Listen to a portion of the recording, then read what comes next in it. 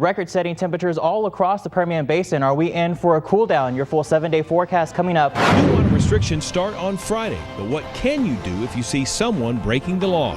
Hundreds of people left without air conditioning on the hottest day of the year. We're asking why there were so many power outages over the weekend. That's coming up.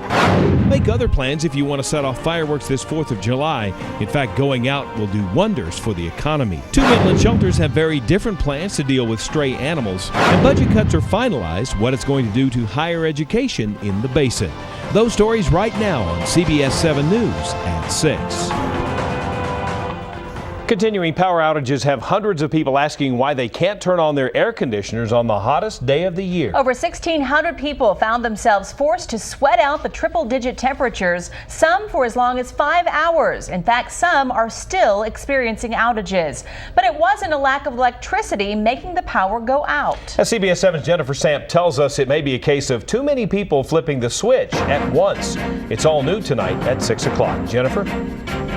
That's right. Encore says just like you can overwork your air conditioner, residents as a whole can overwork their transformers and cause the power outages themselves. Joe Laughlin is one of the hundreds of West Texans who found themselves without electricity. You'll come in and try to turn the lights on, no lights. You know, we get so used to having that, you know, that really kind of a weird feeling, you know. It just hit a peak. Sue Mercer with Encore Electric says Laughlin and his neighbors are using their air conditioners all at the same time and overheating the transformer. Because everybody's air conditioner's running, everybody's refrigerator has to run more to maintain the cold temperatures. This heat is really weird.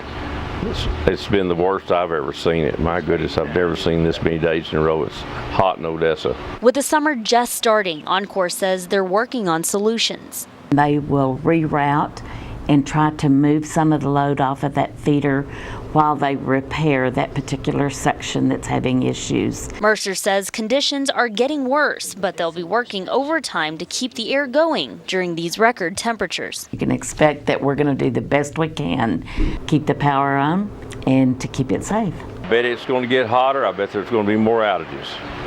So just get prepared for it. That's what I say. Encore says rodents like squirrels getting into transformers is another leading cause of power outages this summer. Live in the newsroom, Jennifer Samp, CBS 7 News. Jennifer, thanks very much. So what can you do if you find yourself in the dark? You can call Encore at 888-313-4747, or you can go to their website. We've provided a link at cbs7.com. Just click on this story.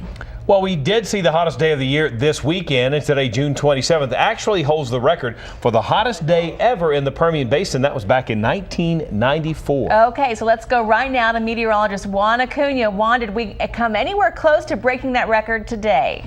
Well, Jay Tatum, thankfully we did not come anywhere near that record of 116 set 17 years ago on this day, but actually want to start you off with the pinpoint weather 4x4 radar, where we do have some showers and thunderstorms that are forming in the central and southeastern portions of New Mexico around a stalling cold front around the region. Not really so much cold, it's just really a frontal boundary. So as we take a little bit of a closer look in southeast New Mexico around Lee and Eddy County, around Tatum and Lovington, a couple of showers and thunderstorms are starting to pop up. Nothing really too severe, but still we're continuing to watch that around the pinpoint weather center right now. But as you can see, temperatures across the area, Trueview 104 to 105 out in Midland. These are feel-like temperatures.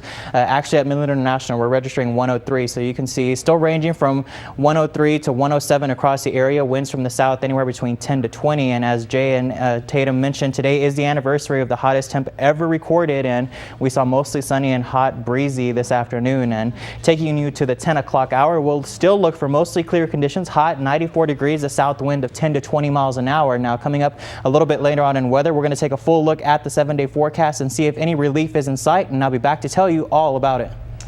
Juan, thanks very much. West Texas cities are gearing up for stage 2 water restrictions, and while it means less watering, it also means more people breaking the law. CBS 7's Shannon Murray has more on what you can do if you see water where you shouldn't. Shannon?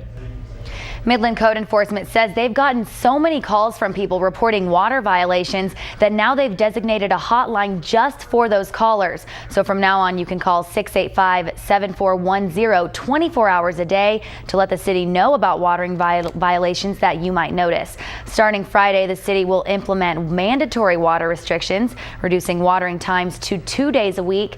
The City of Midland officials say they didn't want to resort to writing tickets, but if they want to meet the Colorado River Municipal Water District regulations, water usage has to drop. First response is not going to be to go write a ticket. The first response is going to go out to be and remind the folks what the rules are. It's if they are continually ignored, then they will follow up with a citation. The City of Odessa has already reduced their watering times to 2 days a week. You can call them or fill out a form on the city's website to report violations. Even addresses may water Saturday and Tuesday evenings beginning at 6 p.m. until 10 a.m. the following morning. Odd addresses may water Sunday and Wednesday evenings beginning at 6 p.m. until 10 a.m. the following day. All of that information is up on our website. Just go to CBS7.com. Reporting in the studio, Shannon Murray, CBS 7 News. Shannon, thanks very much. These new restrictions are stage 2, but what happens if things get worse? Stage 3 restrictions could include 1 day of watering only each week and only every other week. And stage 4 would get rid of all watering altogether. Some cities in Texas, like Llano, have already moved into stage 4. You can find more on water restrictions at CBS7.com. West Texas cities want you to know that if they catch you setting off fireworks this weekend, you will get a ticket. Not only are Odessa and Midland both under bans, but most of the state is also under that ban. After months of dealing with wildfires, fire crews aren't joking around. But we're going to be out strictly enforcing this. If we catch you, we're going to write you a ticket, no questions asked. The conditions right now are very critical, and we've already lost some homes in Midland due to wildfires, and so there's a zero tolerance this year on fireworks. A fine in the city can cost you $2,000. For the county, it's $500. The city ordinance extends 5,000 feet outside of the city limits in Midland and Odessa. Here's a map showing the area in Midland. The red is where you can receive a fine from the city, but again, the fireworks ban is in effect everywhere. There are professional fireworks shows going on this year. If you need your 4th of July fix, organizers with Main Street Odessa hope the bans will lead to a better turnout for Firecracker Fandango. Last year, rain forced the cancellation of the show. Organizers hope a huge audience this year will help make up for lost revenue. By giving us a permit, because we are a controlled, very, very controlled fireworks shoot, that it would allow people to, get the sense of celebration that you get with fireworks, and at the same time dissuade them from trying to shoot their own. Wells says there will be tons of food vendors this year, 3 stages with entertainers like Aaron Wells and the Texas Tornadoes, and a new event, the Miss Firecracker Fandango pageant, and of course a huge fireworks display. More stories that are new tonight at 6. The number of stray animals around Midland County is becoming such an issue that 2 groups are proposing very different ideas on how to deal with it. CBS 7's Mayron Berkson has more on how they both believe they can fix the problem. Mayron? Yeah, both the Midland Humane Coalition and the Midland SPCA are asking for around the same amount of money to deal with this issue. Now, the Midland Humane Coalition is asking for $40,000 to build a pet adoption center that they say could house 450 animals by the end of this year. And the Midland SPCA is asking for at least $40,000 for a spay and neuter program to prevent more stray animals from roaming the streets. They would also implement a dog bite service for the county. Now, both organizations say they know they have to work together to fight this growing problem, but they both believe their services are necessary. All the organizations are needed. It's not just one. We desperately need one because when you've got 4,500 euthanasias at Midland Animal Shelter, there's a need. And so that's what we're working on. No one is addressing the problem, which is the spay and neuter. If there wasn't so many stray animals from not being overbred, all of the stray animals that are being bred, there wouldn't be this problem. Now, the county commissioners will take a look at both groups and see what they can offer before deciding where they will spend their money. Now, the Lone Star SPCA was also in attendance and said they would help in any way they can. Reporting live in the studio, Mayron Berkson, CBS 7 News. Mayron, thanks. Midland County Commissioners also decided to lower the speed limit in a residential area. The speed limit in that area going along East County Road 90, 1105 and East 85 have been changed to 35 miles per hour. The speed limit was previously 60, but the rise in the number of homes and families in the area prompted that decision. That area of the county has grown dramatically. Years ago, it was only 1 or 2 houses. It is now 8 or 9 houses with a lot of kids. So you want to do what you can to protect those kids.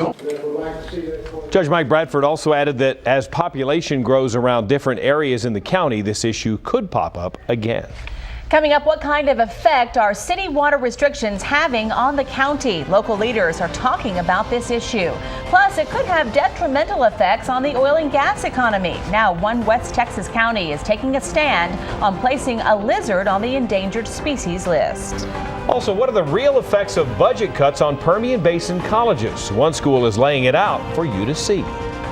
And it seems like we've been breaking record temperatures left and right. Are we still in that forecast for the remainder of this week? We'll have all that answers and more coming up in weather in just a bit. But with the track of that storm right now, not really anything is certain right now, so we'll have to continue to monitor that. And right now it's just the hot temperatures we have to watch. Boy, we need the rain. Yes. Juan, thanks very much. Midland Mayor Wes Perry spoke to the Midland County Commissioners Court today about the water issues in town. Mayor Perry told the commissioners about the plan, which is being put in place starting July 1st, and how important it is for everyone to follow water restrictions. Midland County Judge Mike Bradford said he is pleased with the partnership between the county and the city, and that it is not a time to panic, but a time to comply with conservation. It could mean a real end to oil and gas industry in West Texas. What local leaders are doing about it. Plus, the state budget is finalized. What real effects are the cuts having on higher education? We'll have those stories coming up. You're watching CBS 7 News, your eye on West Texas. Budget cuts have forced schools all over Texas to change the way they operate, and now the plan for the future is a little bit clearer. Howard College says it expects to lose about $1.5 million for the upcoming school year. It means a raise in tuition, but thanks to careful planning, school officials say they are trying to stay optimistic. We probably will not be able to do as good a job. Our services will be limited, but we are still trying to provide those same services. As of now, no teachers at Howard College will be fired because of the cuts. There are some who think the dune sagebrush lizard should be on the endangered species list, but Ector County commissioners think otherwise. Today, the commissioners passed a resolution showing they are against any type of move by environmentalists involving protecting the lizard. Commissioners say they feel industrial and agricultural corporate citizens should not be given restrictions by placing the lizard on the list. They say oil and gas operations in Ector County bring in $22 billion in spending and more than 1,600 permanent jobs. Brian Wilkerson joins us now. He's going to talk sports. Going to be talking a number of things, including college baseball. Big game tonight. That's right. We're talking a little bit also about some high school football. It's never too early to talk about some high school football. Let's get to our trivia question real quick. That will be sponsored by Window World. Entertainment Tonight is coming up next. You make it a great evening.